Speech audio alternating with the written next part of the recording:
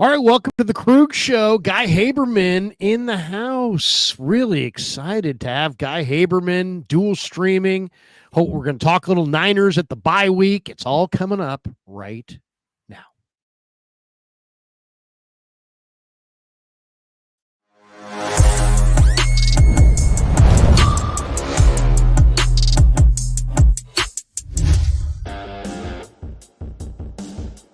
All right, get it rolling on the Krug Show. Hope everybody's having a great day. 5 o'clock West Coast, 8 o'clock East Coast. Hope everybody's having a phenomenal day before Halloween. Do you have your costume picked out? Well, welcome to the Krug Show. And we're brought to you by Pig and a Pickle, the best barbecue in all of Northern California. Check them out. They're in Emeryville. They're in Corte Madera. We'll be there on Sunday for our meet and greet from noon to 6 o'clock. Stop by, say hello, have some barbecue. Say hi to Damon and Mary, have a couple beers, watch some ball, and hang out. And, of course, we're brought to you also by Mancini's Sleep World. Mancini's is a proud sponsor of the Krug Show. They offer a 120-night guarantee with a range of brands and price points. With Mancini's, you get free next-day delivery. I'm loving my Mancini's bed. Click the link below or go to sleepworld.com. Find a bed that works for you, whether you shop online or visiting in-store at any of the Mancini locations. Just type in the code KRUEG10, KRUEG 10, and you'll get 10% off. That's KRUEG 10, and you'll get 10% off in store or online at sleepworld.com. And thanks to Mancini's for being a proud sponsor of the Krug Show. We love Mancini's. They do an incredible job. And they're giving Krug Show listeners a huge break. And there it is, bottom of the screen. Use the code KRUEG10. And you'll get 10% off. Good, thanks to our good friends at Mancini's. Guy Haberman, good to see you, man. Saturday, I was watching a little college football, big tilt. Wisconsin, UW. Thinking, man, who's going to be on the call? Is it going to be Fowler? Is it Indiana, UW? Indiana, what did I say? Wisconsin. Yeah, I've got the red. Yeah, Indiana, UW, and there you were. Yep. And Indiana's looking good. Out. Yeah. No Fowler. No. Al Michaels. He had a pretty big game that day. Fowler had a pretty big game that day. Yeah, it was a lot of fun. Way to go, man. Way to go. It was a lot of fun. It was, I think it was the first, they told us the first time that, it's Big Ten Network, that Big Ten game day had been at the same place. It was cool to hear, like I was up in the booth early. It was a noon Eastern game. So I was up in the booth extra early on this day. I was up in the booth by probably like 8:45, 9. And College Game Day goes on at 9. So like I heard they play this, the crowd that's at College Game Day gets stuff before they go on air. And so like McAfee comes out it really was like, he made like a wrestling entrance. And the biggest roar other than McAfee was when Herb Street's dog came on stage. All the students went crazy. But yeah, I saw them the day before lined up. It was awesome, man. That place Bloomington's fun. It's a really cool campus. Weather was amazing. And the game was really good. And you were really good. Did you seriously? I thought it was a great call. And you had some fantastic new highlights for the highlight reel. I thought, seriously, I thought you sounded incredible. Indiana's got a bunch of future pros. They're really good, and it was great. It was great to see him, man. It was incredible. Let's talk Niners. Hey, can I do a couple promos? Oh, please do. Yeah. Just real quick. And shout out your sponsors. I'll be snappy. Yeah. Prize Picks code Guy. Use the Prize Picks code Guy. $5 lineup. You get $50 when you make a $5 lineup. Puesto Mexican Artisan Kitchen. If you're going to Levi Stadium, they got 2 locations in Levi Stadium. They have location in Santa Clara, location in Concord, locations in Orange County, San Diego. It's I get every Niner game. I get messages from people that say I went to Puesto and I loved it. And also the holiday season is coming. Check out Tamber TAMBER.co. It's a company that does like family legacy interviews. So you want to interview your dad or your grandma, but you want a professional do it and present it packaged in a beautiful package, a digital audio package. Tamber TAMBER.co. You go to the bottom of the page, send them an email, and they'll customize a family project for you. So there you go. All right, now let's jump into it. Yeah, seriously, good stuff, and I'm glad to see that you're well represented sponsor wise. I'm not at all surprised. All right, let's get into Niners are at the bye. They're 4-4 with the win over the Cowboys. Obviously, that's not where they wanted to be. there's a number of issues that have popped up in the first half of the season, and I'm just going to there's 12 of them that I can think of. I'm going to throw you the all 12, and you tell me if these are going to be issues for the 49ers in the second half of the season. Okay? Okay. These were issues, all issues in the first half. Will they be issues in the second half? All right, number one, red zone offense. The Niners are struggling to score touchdowns in the red zone, probably because they don't have McCaffrey. He's a big part of their red zone, but it's not just that alone. So what do you think? Red zone offense. It was a first half issue. Is it a second half issue as well? No. They scored red zone touchdowns before they got Christian McCaffrey. They were able to do it in the like Kyle Shanahan has scored touchdowns in the red zone pre-McCaffrey. Now that we've got this tush push, that's like the QB sneak from the 3 is one of my favorite plays. Right. It's a great play, right? Because you do it when you have other options as opposed to when you don't have other options. I'm just looking at their last 3 games. Overall in the season, red zone touchdown percentage, they're 48%. But in their last 3 games, that 48% has jumped to 61.5%. I do think part of what was happening early was, I don't want to let them completely off the hook, but I think it was a little freaky how bad they were scoring red zone touchdowns. And I know the McCaffrey effect is real, but they have enough good players to score touchdowns in the red zone. Like we started coming up with all kinds of theories. Like, is it just Christian? Is there something else going on? I mean, they can fundamentally run the ball. They don't have a fade target, but whatever. Every fan on their couch, the only people that like fades are offensive coordinators. Everyone else hates them. Right. Hate them. Did they run a pick play to score a third down touchdown in the red zone the other day? We could debate. If I were a Cowboy fan, I'd say yes. Sure. I mean, by the definition, it looked pickish. But one of my early theories, Larry, was, well, maybe Purdy's arm, like your arm shows up in tight window, like the field gets compressed and you need to be able to throw it hard, but that's not an issue. His arm is plenty. I mean, no, the recent trend says they're scoring touchdowns in the red zone without McCaffrey. So I think it'll be better than it was when they were under 50%. I kind of think this is, I'm going to go on I think this is going to be an issue just from the standpoint of in the red zone, the space is all shrunk down and you either have to move people with power, with quickness or ingenuity and play design and create that room. And I don't see them doing it offensively as far as their offensive line. I'm not seeing a big power back. Mason's got size, but he's not really a power back. Maybe Guarendo's a power back if he hits it up there hard, if he's got the instincts, if he can find the vision, so on and so forth. I just think that if they can't, I think they might be able to improve a little bit when McCaffrey comes back, but I think it's a second half issue because I think that they need a power runner. Mason's big, and you would think he's a power runner, but he's not really, and neither is McCaffrey. Believe it or not, their best short yardage runner was Elijah Mitchell because of his vision and his ability to kind of pick and slide and find that hole and knife through. He was just it was uncanny how good he was at that. So I'll say that I think is going to continue being a problem. Well, the other part of that problem is what does Christian McCaffrey do? He catches the ball out of the backfield. You don't throw the ball to Jordan Mason, but maybe Isaac Guarendo can help you there. Because I don't think like this Mason shoulder is going to be a problem until he gets, unless McCaffrey comes back. No, we're going to get a week off here. But if he comes back against Tampa and it's still a problem, then it's just going to be a problem unless McCaffrey and Guarendo can take a day that Mason gets off. I mean, Mason's a great athlete. I love the way he catches the ball this year. I love the cutback and the ability, a little bit more speed than you think. I just don't think he's a great short yardage runner. I don't think he dances in the hole. I think he hesitates. I think he's looking for a true hole, and sometimes you just got to push the pile on the goal line. And I'm not sure that he's got that down yet. Now Guarendo sure runs hard, but his vision is not great.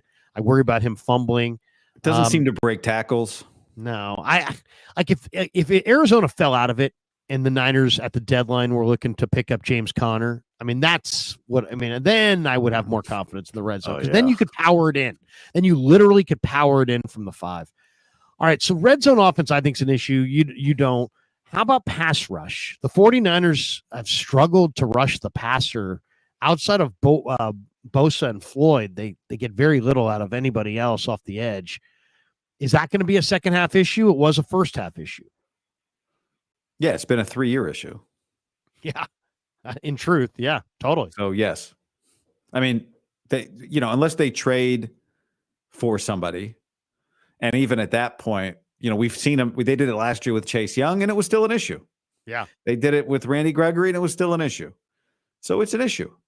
Yeah, that's not. I saw NFL.com just suggested Azeez Ojulari from the Giants, who's going to be a free agent, and the Giants have money tied up elsewhere, and he's been playing well. He's got 6 sacks in like 3 weeks or something, right? As a potential trade piece, but I like that name. I like that name. The guy that I'd be intrigued by if they could get it done. I don't know if they can get it done. How about offer a 3rd round pick to Jacksonville for Trayvon Walker? Or maybe a combination, maybe a 3rd round pick and a 4th round pick in the next draft for a guy like Trayvon Walker, who's was the first pick in the draft, but obviously you're not paying that price. And he's been decent. I mean, I just think that a guy like Trayvon Walker could flourish here.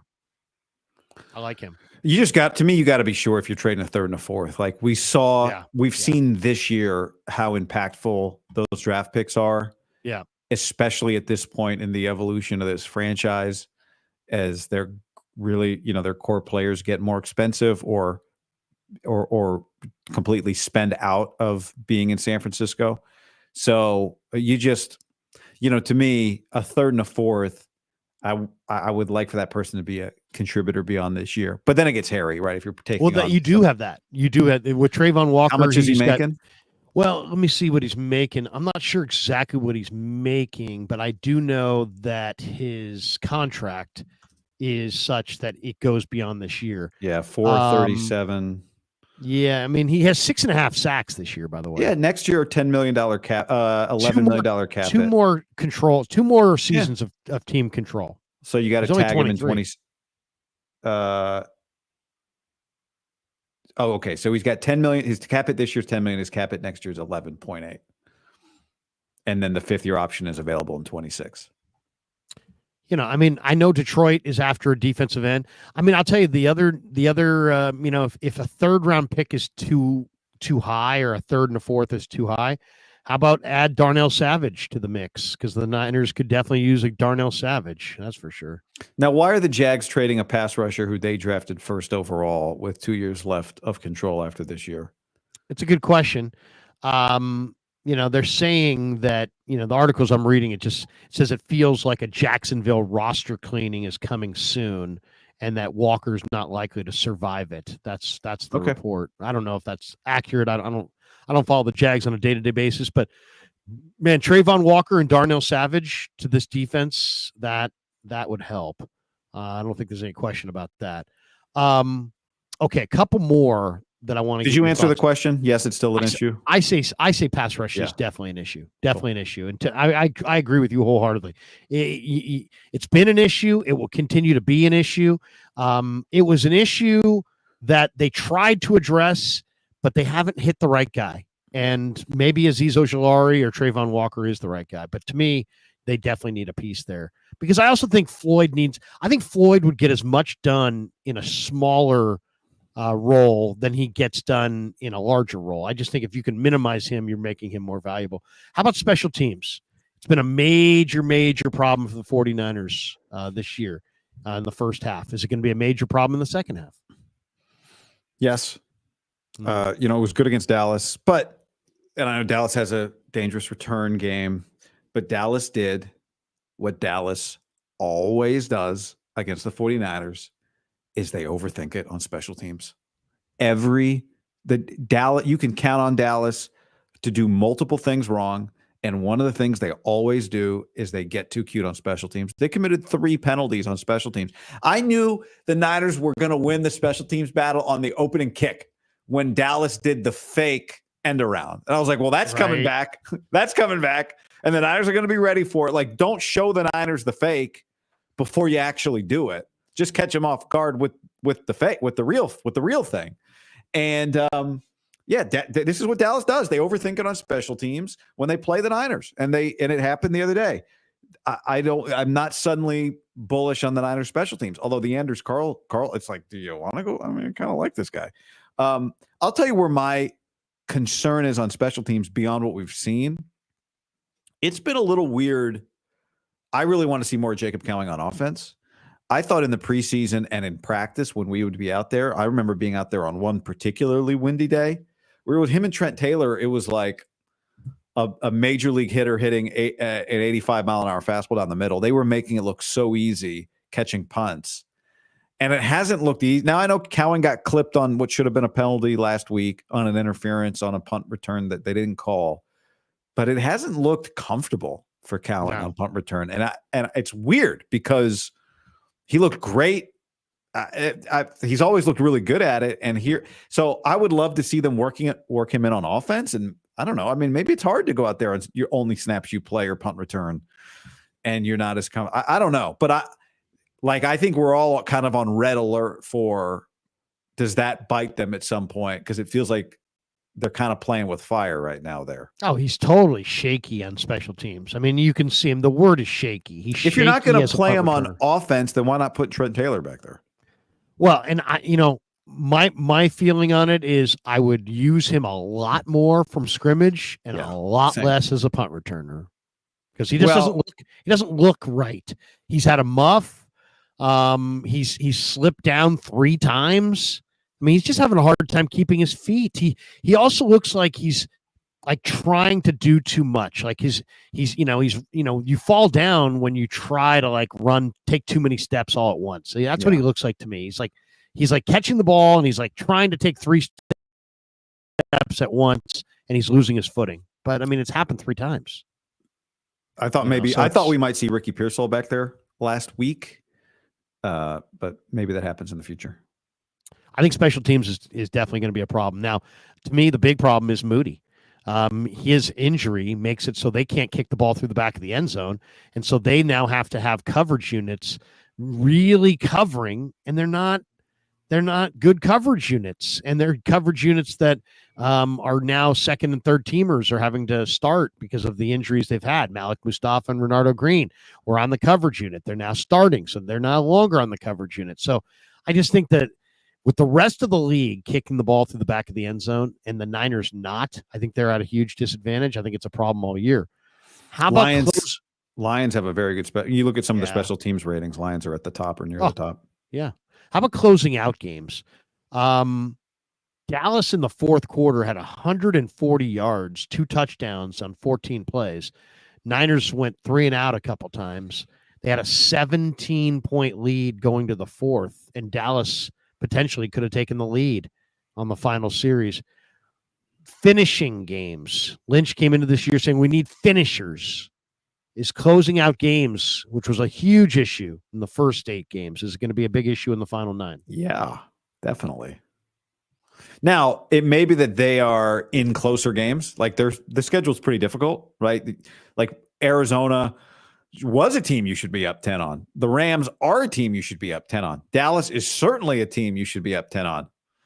So this is an extreme reverse silver lining. But hey, it's going to be hard to be up 10 on Buffalo in the fourth. It's going to be hard to be up 10 on Green Bay in the fourth. Yep. But every time I say what I'm about to say, I get a lot of pushback, and people go, "Oh, well, what about this game? And what about that game?" And I think the defense was getting after Dak Prescott and then stopped pressuring Dak Prescott. So that was part of what happened. And but that's not the thing I was about to say. What I'm about to say is, I still think there is this level to Brock Purdy that involves consistently driving this offense. When you need a 7-minute drive, a 7-minute drive. When you need to go score, you go score. What's a little unsettling about this team late in games is like when they need a 4-minute drive, they go like 3 and out. Yeah. Like they get blitzed on second down and it ends the drive. It happened Arizona. You're like, all right, maybe they're going to launch this drive. And then Arizona ends that sucker with a blitz. And I don't know. Sometimes it feels like they need to get to the line and just take a moment to look around at what's happening. Would that have helped them last week on second down when Guerrero just missed the blitz? I don't know. Maybe that wouldn't have helped. He just whiffed it. or not whiffed it, like took a bad angle. But I want to see them consistently put together the drives. And that's not all on Brock. And I'm not saying he's incapable. He has done it. It's not like they haven't done it. But they don't. This team is not doing it every week. In crunch time, I thought that was a big opportunity the other day. Up, but it's kind of like it's a put the game away drive, and they didn't do it. And they stepped up and they made plays. But they're also lucky they're playing the Dallas Cowboys, who aren't good. That's not always going to be the case here in the second half. I don't think this is going to be a problem in the second half. Curveball. Well, just because I think that Purdy understands now that he needs to run to close out some games.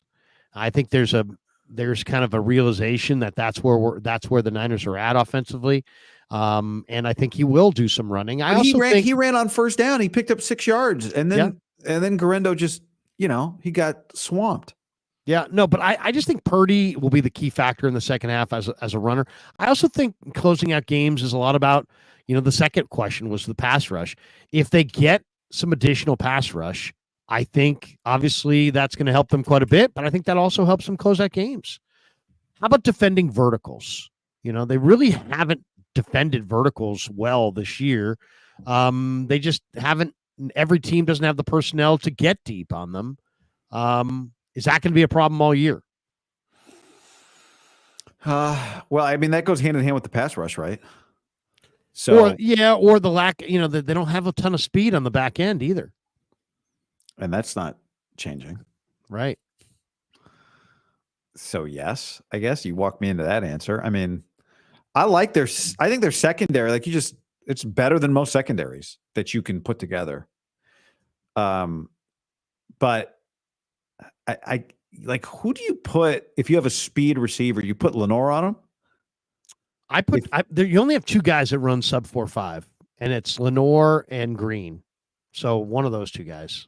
Yeah, but it's not your number one corner in theory, Mooney Ward, who I guess now they're kind of 1A. To me, they're equal now. Lenore has elevated himself, but it's just a great combination of corners. It's not, and it hasn't been for the Niners.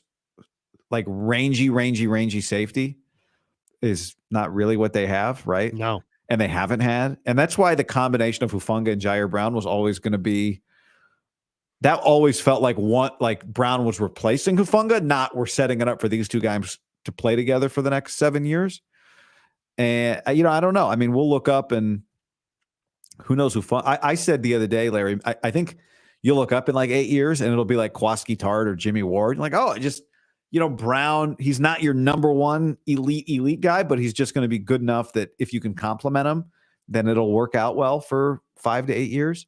But I mean, the personnel's not changing there, and if the pass rush doesn't get better, then it probably remains an issue. But I don't know. Do you have a stat on it? To me, I watch all these games on Sunday. Teams hit deep balls. Like, dudes get beat deep. Like, quarterbacks, like, it happens in every game. So, I mean, I do think part of it is part of the game. Unless you tell me they're like bottom 3 in the league at it. Well, I mean, just know their personnel hasn't added up. They don't put heat on the quarterback consistently. They don't have DBs that have, like the Bengals have multiple DBs that are sub 4.4. They don't have that. So they lack a little long speed. But, the verticals thing is interesting because, teams, not every team can get deep on you, but the teams that can seem like they definitely want to take shots. I thought Dallas would have taken 3 or 4 more shots to Turpin, and they just didn't. I think I think they'll be better defending verticals if they can get more pass rush, and also, if they can get Hufanga back on some level, because I think a lot of it's about communication, knowing when a team is going to try to go up top, and he's not the greatest defender down the field, but and they may not, that's another reason why, I kind of want Darnell Savage, because I think Savage would be a key guy to stopping verticals. He's got 4.3 speed. He can play the nickel. He can play the boundary. He can play anywhere out there. He can play free safety. But yeah, I think this is an area that they know that teams are going to go up top on them, but I don't know that they've got the actual tools to defend it.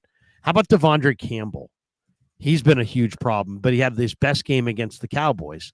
Was that just a one-game deal because the Cowboys don't have a lot of speed at running back, and because he was all over Zeke Elliott, and he made a lot of plays, but other teams have used faster guys like Kyler Murray and others, and they just kind of burn him and they run right by him, and he doesn't come off blocks. But he had a great game against Dallas. Is that going to continue, or is the Devondre Campbell we saw in the first 6 weeks going to be the guy we see in the second half? Yeah, I mean, I think what he was in the first 6 weeks was what we expected it to be. I don't think anybody was surprised. The funny thing last week, he wasn't their first choice. Their first choice was clearly Eric Kendricks was targeted by the 49ers in the passing game. So this is the situation you're in. You wish you had Drake Greenlaw, but you don't. Maybe you will later. To me, it looked like in practice. Sometimes he makes some sweet plays, and when he got isolated on a running back or got matched up outside, it was a problem. The one thing I'll say for him, he doesn't, and it's a function maybe of just his speed, but it's part of being a veteran. Sometimes the younger linebackers like D1 will overrun a play, and you don't have that problem with Devondre Campbell. Like there are a couple times where maybe on an outside run where he was just in the right place. And, winners might overrun it because he's so fired up to go make a play, which you love. I love his speed. But this is the nature of it, Larry, better than you don't get to have 11 Pro Bowlers. That's not what you get to do. So you're going to have guys that they're targeting, and they're going to have guys that are holes that you're trying to expose in the scouting report. And you got to try and cover it and hope they make a mistake, or hope Nick Bosa gets to the quarterback before he can expose it, or somebody comes over to help, or whatever. There's nothing you can do about that. I'm hoping that he turns it around and has a big second half. I'm not banking on it. I think he had a terrific game because Zeke doesn't have a lot of speed and the Cowboys don't have a lot of speed back there. I think he's going to fall on his face. I think they're going to have to replace him, but we'll see. How about the lack of speed I'd replace him with D Winters full time. I'd go to Graham. I'd look on the street. I'd try to make a trade. I mean, I just think Campbell seems like he's lost his lateral agility, and I don't think he's getting it back. I mean, it just seems like he doesn't seem like he comes off blocks. I don't love what I see. I mean, to me, he was washed a couple years ago in Green Bay, and the Niners are just figuring it out right now. I mean, he had one good game. He's had a lot of bad games. Yeah. How about the lack of speed at wide receiver and separation ability? That's been an issue. Do you think that's an issue in the second half? I mean, it's been an issue since Ted Ginn. It's been a while. Brandon Lloyd. I mean, it's that's not changing. They don't, unless you like Cowing. I like Cowing, and I think maybe I do like Cowing. Yeah, I think Cowing might be able to give them that element. I think he might be ready to play. I think he might be ready to contribute. They hit him on one, remember? Yeah, and he separates vertically. He separated vertically, and they hit him. What was that? What game was that? Seattle?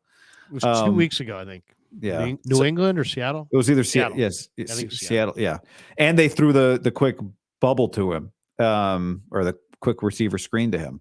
So that's the guy. That's the person. I mean, I really liked. I think you saw in Ricky Pearsall's first reception against Dallas, over the middle. He was getting a lot of physicality from the DB, and he was able to. He didn't quote unquote separate, but he was able to create space for himself to turn around and make a catch. And, I loved getting him the kind of end around after Debo went out of the game, of just finding a way to put the ball in his hands and letting him use his speed. I think he's going to get open enough. We see this with Brock. If you're in the right place at the right time, it doesn't matter if there's a DB one step behind you. Brock's going to put it in the right, often will put it in the right place, right? He throws with so much anticipation. We saw it with Ayuk. We see it with Kittle. We see it with these guys. If you're in the right place at the right time, you don't need 2 yards of separation. Like, the ball's going to be out in front of you. Go catch it. And I think Pearsall will. But yeah, I mean, the last guy I remember running open downfield was Emmanuel Sanders. How about the O-line? Is the O-line going to be an issue in the second half? Seemed like they're getting a little bit better week by week. I mean, a run game, like a consistent run game, would help them. Pass protect. What was the stat I saw today? Pooney hasn't given up a sack since junior college. Hasn't given up a sack with the Niners. Hasn't given up one hit. I mean, didn't give up a hit or a sack his last 2 years at Kansas. Yeah. So he's pretty good. He's good. What's changing? This is the group they're rolling with. That's no surprise. I think to your point on Brock running, maybe that creates a little bit of self-protection for them. But as the thing with him is he doesn't leave early. That's what I love about Purdy as a runner. We've talked about this. I know I say it all the time, but I think part of the reason he's such an effective runner is because he waits. And when he waits, everyone is like, there's 5 yards or 8 yards or 10 yards of nobody. Everyone's downfield because he waits. By not leaving early, he creates all this space for himself. So, that's where it becomes problematic. If the pass rush gets to him so quickly that he has to leave early, and then there's just space. There's people everywhere. I like the O-line. I think it's getting better. I really do. I think Forster's a good coach. I think Trent's holdout, made him look a little bad or not that great early. I think he's getting better. I think the O-line improves is not a big issue in the second half. How about running back depth?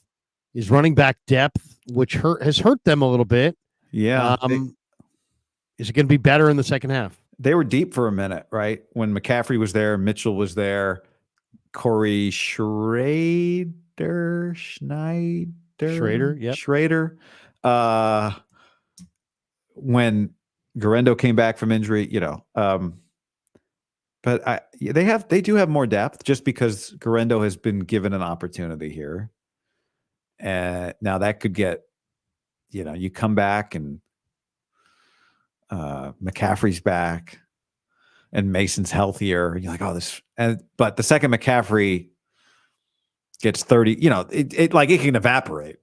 So they got it right now, but it's like an accordion. It's just like depth, and then it just disappears very quickly. Accordion's an old instrument that I like Garendo's improvement.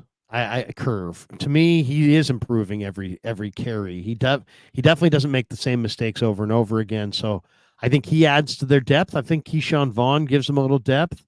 I think running backs, there's a lot of different running backs even beyond the trade deadline. So I don't think running back depth will be an issue. How about the big one here? How about quarterback turnovers? The Niners, when Brock doesn't turn it over this year, are 3-0. The Niners in Brock's career, when he doesn't turn it over himself, 15-0. 15-0. So if the quarterback can just take care of the football, the 49ers are going to win games. That ball he threw, I don't know if you saw the side-by-side that I posted, but the ball that he threw between the defenders, Ed Tutel-Jones was breaking in on him. He almost threw the pick. I'm talking about when Brock almost threw a pick to a defensive lineman the other day. Yeah. Was a very on the sideline, on the Niners sideline? Yeah. If you look at the terrible play. If you look at the freeze frame, it's the same as Montana before he released the ball over Ed Tutel-Jones for the catch. Result extremely different. But you got to get away with them. You get away with one here, that's part of the deal. But he earned that back plus 10x when he didn't fumble on that blitz on second down. I thought for sure that ball was coming out. No and he question. held on to it. So as long as he takes care of the ball, I think they're okay. The last two are run defense. Niners have really struggled defending the run, and just they've had a rash of injuries. And to me, the injuries are totally can't be predicted. But I don't think the run defense is going to get better. Unless Greenlaw comes back, and makes real impact. I think they're going to continue struggling against the run. I don't know why. They've struggled against the run for a while now. Yeah, I mean, your guy Evan Anderson is still the second-ranked interior defensive lineman on PFF. When you don't filter out for minimums, I mean, he's played however many snaps, 35 snaps, and everyone else around him has played 350. He's played in 3 games, but he's been really good in those 3 games. I would extend run defense, their tackling has not been, just in general has been sloppy, weird. Yeah. Like fatigued. They look fatigued. They just falling off tons of tackles. Yeah. And that's obviously, to me, that's different than like run game is getting off blocks and fitting gaps. But to me, like if they could just clean up the tackling, then I think the run game defense would be fine enough. But it happened against Dallas. It happened against Kansas City. But Dallas, there's plenty of examples of you're there to make a stop for 2 yards and it becomes 6, And that wasn't James, like to your point, that was not James Conner taking the ball for the Dallas Cowboys. No. So that is actually that's the alarming thing to me, is when you're in the right place and 2 guys are there and the play's not made. So, I worry about Renardo Green and Malik Mustafa have looked really good. Really good. You just worry about you worry, like this is week 8, week 9. There's still a lot of football left for guys that haven't played this much football. So that's where you start to kind of think about the rookie class. And we'll see. But they've looked really good. Well, it only took us 35 minutes. We got through the first topic. So that's amazing. I thought that was 9 topics. In a way it was.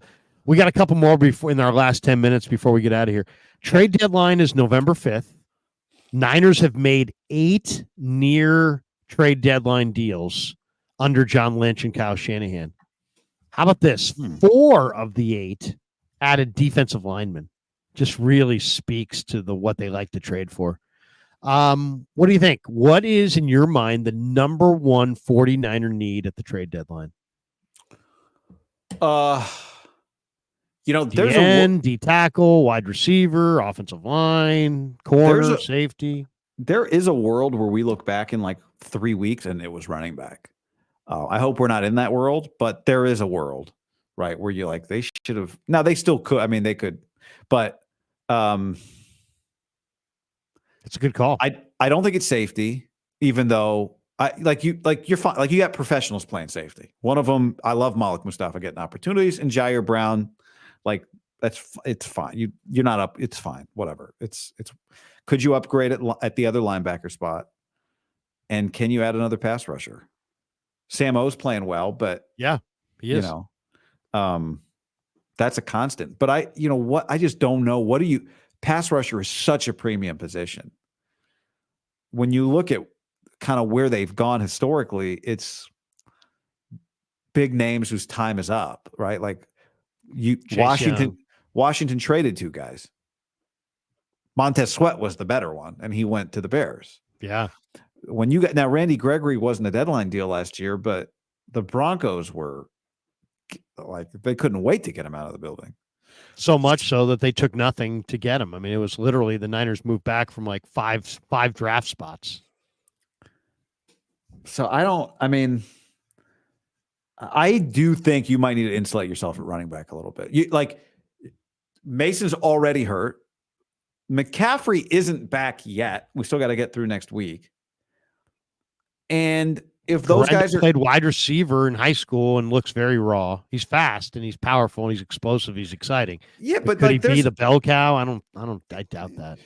We saw ball security and pass protection are critical to staying on the field.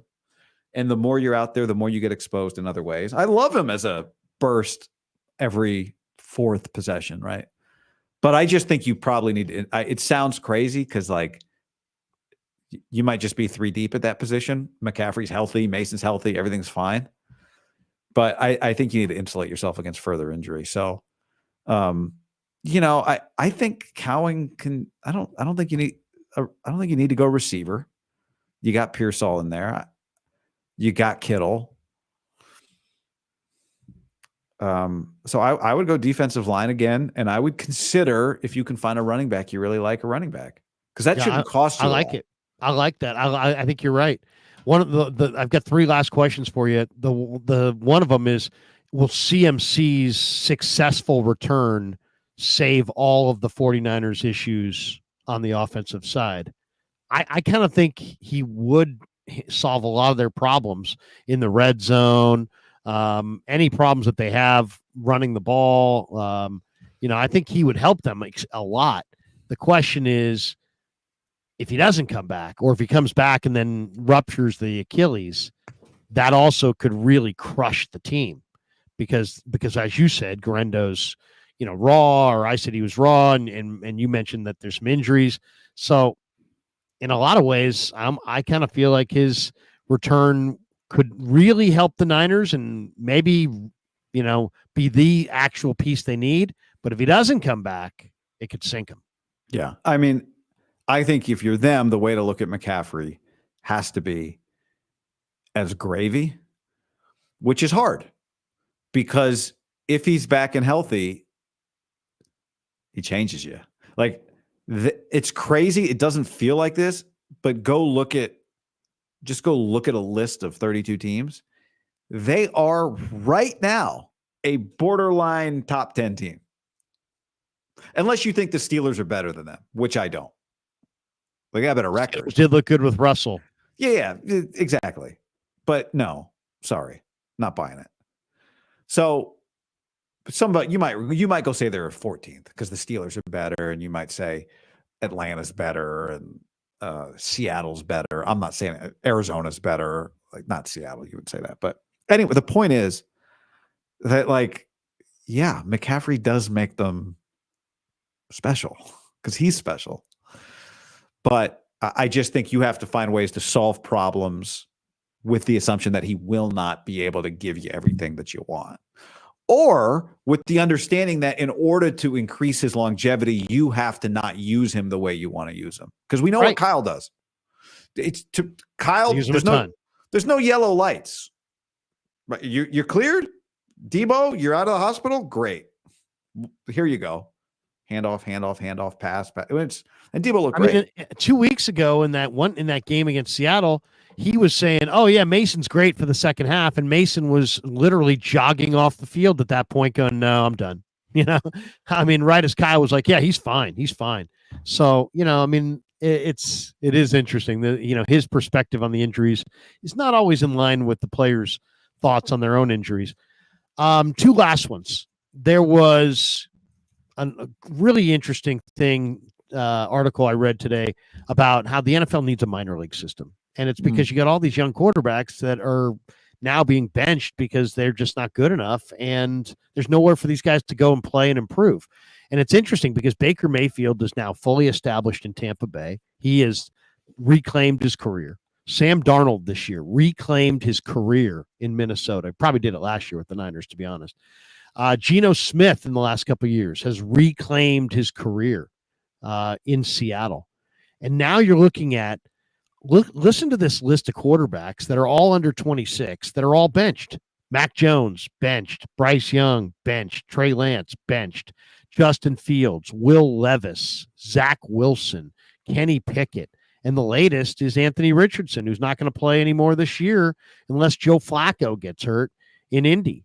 So that's a lot, man. You got what, 8 quarterbacks there who are all under 26. I probably left off one or two as well. I guess the question is this.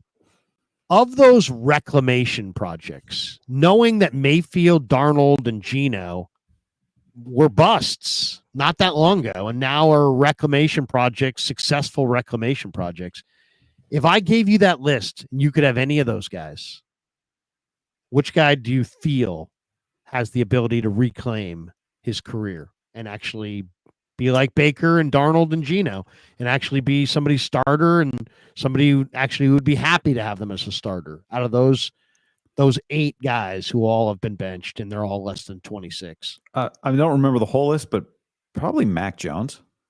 Yeah, I like Mac Jones too.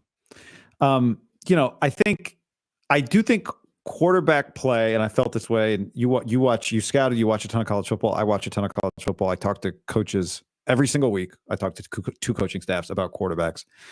And I do think that, first of all, every single week, Larry, at least one of the coaching staffs brings up the 49ers. Every week. Wow.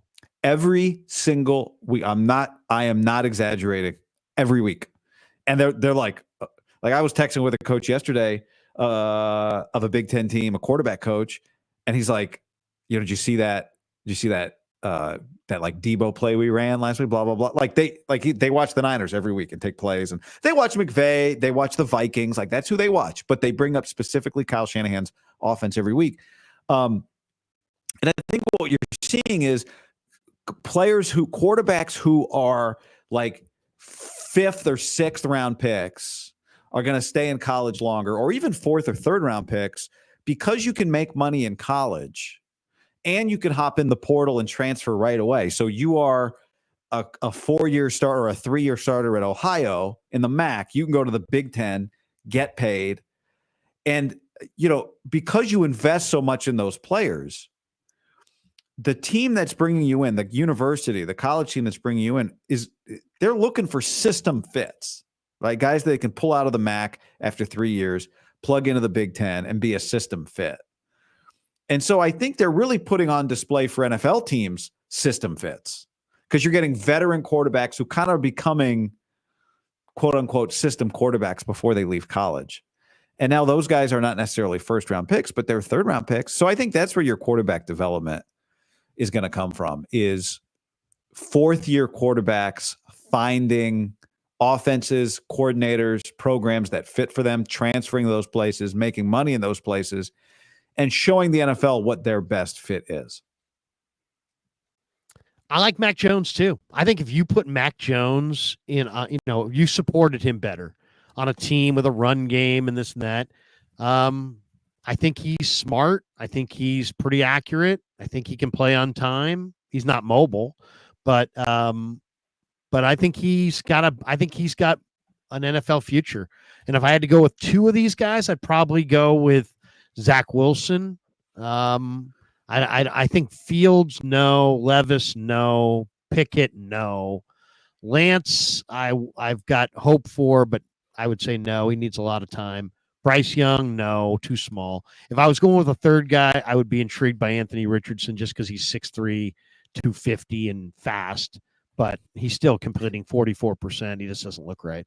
So I would say Mac Jones would be my number 1, and Zach Wilson would be my number 2. Last one. You've been covering college football. You've been doing all these games. You just had Indiana, UW. Give me a college football player that you've seen this year that you would say, man, 49ers or any team should have a lot of interest in this guy. Man, I saw this guy, and man, I really am a big fan. Is there somebody that was in a game that you saw this year that you're like, man, that guy, get that guy? Yeah, I'll give you a few. Minnesota has a running back named Darius Taylor, who was a high school receiver, they throw him the ball a ton out of the backfield. And he's a really physical runner. Darius Taylor. And Minnesota is one of those teams I was talking about who, if you watch Minnesota, who do they play this week? I'm not sure. But if you get a chance, if you're sitting around Saturday and you see a Minnesota game, watch them offensively. Their offensive coordinator does a really nice job. They do a bunch of stuff. They're like one of these teams I'm talking about, where they have a draftable quarterback who is a veteran from the FCS level. They're in Champaign, by the way, Saturday. That's a good game. I mean, Illinois only lost to Penn State and Oregon, I think. Right. They're 6-2. Yeah, that's a good game. So watch Minnesota this week and tell me what you think of number 1, Darius Taylor. And okay. I could see their quarterback being he's not as. Somebody told me they think this guy is like the Purdy comp. He's not the Purdy comp because he's not athletic enough. I asked a scout. I was on the field at Rutgers a few weeks ago, and there was a scout on the field. I said, hey, we just started talking. I'm like, who do you think is Purdy this year? And he goes, who's Purdy? Is the other quarterback at Iowa State. That's the closest guy to Purdy. Really? I have to go check him out. They're having a good year. So Darius Taylor would be one. Okay. There's a guy on UCLA named Oluwafemi Oladejo who played. What'd you say? What'd you call me? What's his name again? Olawufemi Oladejo. Olawufemi. Yeah, they call him Femi, but he's a pass rusher. And what's his last name? Oladejo. Number two. And what position? He got moved kind of the outside linebacker, edge rusher. He was at Cal, and he's like a pure. If you just make him a pass rusher, he's a pretty dynamic player. And then the other guy is a guy I saw last week who you saw who had the pick 6. He had 2 interceptions. His name's D'Angelo Pons. They think the Indiana coaches think he's a top 5 corner in college football this year. Wow, they got a ton of guys. Yeah, but yeah, they have a Amara. They got all kinds of guys. Yeah, They're good. I'll give you one. I like Walter Nolan, the big defensive tackle for Ole Miss. Okay. Ole Miss and Mississippi State. I mean, they don't win, but man, they sure produce players. Yeah. Are you a Jackson Dart guy? You know, I do think he's athletic. He's got a big arm. You know, he throws a really nice ball. He can move around a little bit. Yeah, he's not bad. He's not bad. I'll tell you who I really love. The freshman quarterback at A&M, Marcel Reed. Oh man, Marcel Reed is good. He's really good. He came on when Wiegeman got hurt. It's like, you know, all Aggie fans are like, yes, I know. Yes. Go to Marcel. Marcel's incredible. He's fast. He's athletic. He's accurate. He's a leader. He's smart. He is really good. Really I'll give you another one. I'll get Harold Perkins, the linebacker for LSU. Yeah. And the other guy at Florida State's got a guy named Jalon Walker. Jalon Walker not for Florida State, for Georgia. Jalon Walker, the edge rusher. He's really more of a stack backer at the next level, but he plays edge for Georgia. He's just crazy. I got one more for you. You can. I'm doing Big Ten games, so all of mine are Big Ten guys. But I'm doing Nebraska UCLA this week, so we talked to the UCLA coaches today, Wednesday, and we talked to Eric Bieniemy. Yeah. He said that number 9, when you watch Nebraska, number 9 and number 0, okay, on their defensive line, because you know all the Nebraska, their best players were single digits. He said number 9, who's 6'6", 310, his name's Ty Robinson. What Bieniemy told us in the meeting today is that guy's going to play 15 years in the NFL. Wow. Who's the other guy? He's a number 9 and number 0. Good luck telling them apart when you turn it on. They're that good, huh? Well, they're veteran. Like now, number 9, Ty Robinson, he's a 6th-year player, which you're getting a lot of this year. So he's probably, he's not going. You just watch. Yeah, tell me what you think. Yeah, no, I mean, you know me, I'm always watching for players. That's going to do it for us. Okay. I'm on in 8 minutes on KMBR, so I probably should jet. We do have this super from Matthew Rowley. He said, did you know how Purdy did against man coverage in Dallas? He did better against man coverage. I know they played a lot of man, and I know that was in the third quarter, and he kind of carved him up a little bit in that third quarter for 21 points. So he definitely did better. I don't have the percentage. He was 73% completion against zone, 41% against man coming in. I don't know what those numbers are yet, but I'll get them in the next 24 hours. I'll have that, I promise. Guy, good to see you, man. Great to see you, dude, I was super excited to see you on that game because I just felt like that was like you're going to have a lot of big games in the future. And you're quite, I mean, I'm not trying to pat you on the head and be anyway, but you are quite a bit better than you were at the beginning. And that shows me that you at the beginning of what, this year? No, the beginning of the first time I ever heard you do play-by-play. Oh, yeah. To where you're at now. When was that? I just want to know how long. I would say 3 years ago, 4 years ago. Yeah, I agree. I think you're right. I think you're a lot better. A lot better. You sound network. You sound like a big time network guy right now, and I know it doesn't happen overnight. I know it's not one of those things that's just, oh yeah, you accidentally. No, you don't accidentally. You work at it. That's how you get good at anything. But dude, I appreciate really you staying proud of you, dude. Really proud of you, and just excited for your future. I know you're going to be great, and you're going to be doing this for decades, and it's going to be awesome. So, thanks, man. Onward and upward, and Kev and I are big fans of you. So, dude, anything we can do to help you, man, we're all about it. Thanks. That's going to do it for us. Thanks to Pig and a Pickle. Thanks to Mancini's. Thank your people once again, guy. Puesto. Prize Picks, Tamber, TAMBER.co. Go check out the site, send them a message, and have them interview one of your loved ones this holiday season. Peace. Have a great day, everybody. Yeah, never met a man I've been scared.